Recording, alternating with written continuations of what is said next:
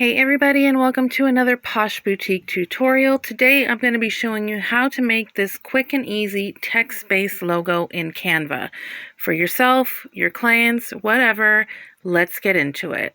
So the first thing you're going to do is just choose a Instagram square background. And then you're going to go into elements, and I'm just typing in city because I want to create sort of a gradient background. So I'm just going into the elements on the sidebar there. I typed in the word city for search, and I found one that I liked. And I'm going to stretch it out, and then I'm going to make it black and white. And I'm going over into edit photo, and then just going over into the filter area in the middle. And I'm just scrolling until I find the black and white filters. And I'm going to make it black and white.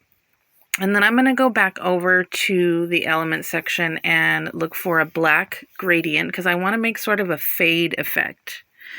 Sort of a really cool ombre effect. So I'm looking for a black gradient. Any one will really do. So I'm going to choose this one, and you can see how it sort of creates that faded effect on the bottom there. And you can drag it up to create the fade wherever you want it to start and stop. And you just duplicate it to create it darker. Now I'm adding text. I'm just clicking text on the side. I added a heading, and now I'm typing in the name of the business. Super easy to do.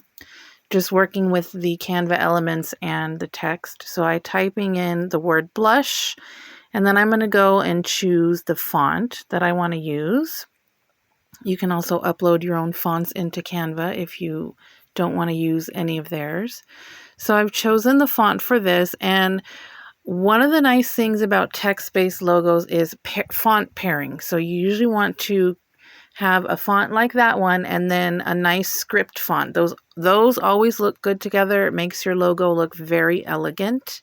Very simple, but elegant. So now I'm just placing it where I want it to go and moving the gradient around a little bit, moving the city skyline up a little bit, and just sort of tweaking things. And then I'm going to add another text box, and I'm going to add the word salon because the name is Blush Salon. And so I'm just going to type that out. And for the word salon, I'm going to make it a different contrasting color. Whatever color scheme you want to use is fine. So I'm going to make it a nice blush color for Blush Salon. And I'm going to choose this script font. Okay. So you can see the font pairing looks really nice. It makes it look really elegant together and so simple to do. You could sell these so easily. Just creating these for friends, family, and clients very easily. I've made a lot of money on just text-based logos, let me tell you. Lots of money to be made. And they're so easy to do. You just have to play around with fonts and colors and backgrounds. So I like how this is coming together, and now I'm going back into elements, and I'm just going to get a little pair of scissors, like salon shears, just to add a little something because it is a salon. You don't have to add this part. You could just leave the text as is. If you don't want to add any type of little image, you could just leave it strictly text-based, and that would also be beautiful. So I'm just adding this cute little pink pair of scissors, and I'm really just doing this to show you guys how to stack elements in Canva to create an elegant looking design.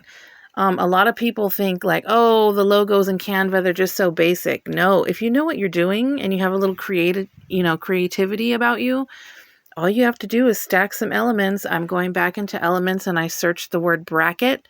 I found a cute little girly looking bracket, and now I'm just going to sort of move things around so that this little cute pink bracket is on each side of the logo. So I'm just sort of shifting things around to make it all fit. But so far, I'm really liking it. And again, all of this is optional. If you just want the text and that's it, that's fine. But I'm more so showing this to you guys so you can see how to get really creative and how to really make your designs pop so that they don't look so basic. And this is how you do it, by stacking elements and using gradients and using fonts that pair well together and things like that. So I like the brackets like that. And now I think what I want to do next is add some corner touches. So I'm grabbing this gold rectangle, which you just also search that in Element, just type in gold, but I'm going to make it blush. So I'm going into Edit Photo and going back down to the filter area in the middle, and I'm just going to scroll until I reach Color Pop, and I'm going to choose Hibiscus at the bottom. Pink goes perfectly with this whole color scheme. And then I'm going to go back into Elements, and I'm going to add an even cuter touch by choosing a very thin gold line like this, and I'm going to add that to the very edge of the pink. So it just sort of adds an extra elegant touch, and you can see how it's all coming together, and now it's really starting to pop. There's nothing basic about this logo. It looks really pretty.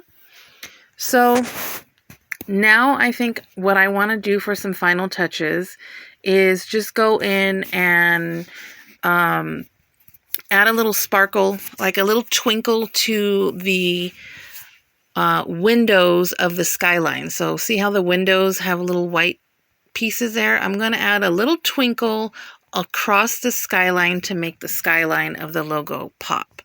So again, it's all about being creative, utilizing your elements to the max, using gradients, using font pairings together, colors that pop, and just creating a really elegant logo. And it just takes practice. It's very easy. I have a lot of templates like this on my website. If you guys want to use those, they're pre-made and you're welcome to use them.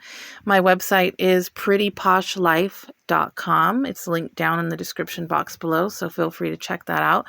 So you see I added a little twinkle to the skyline, and now I like how that looks. It makes it pop a little bit more. And once you're done with the logo and you like how it looks, you're just going to download it. You would just take one last look and then click download in the upper right hand corner. I always choose a PNG file, and then you just click save, and it will save to whatever device you're working on. So that's really it, you guys. You can sell these every day, all day long, and I have a ton of these on my website. Feel free to check it out at prettyposhlife.com. See you in the next one.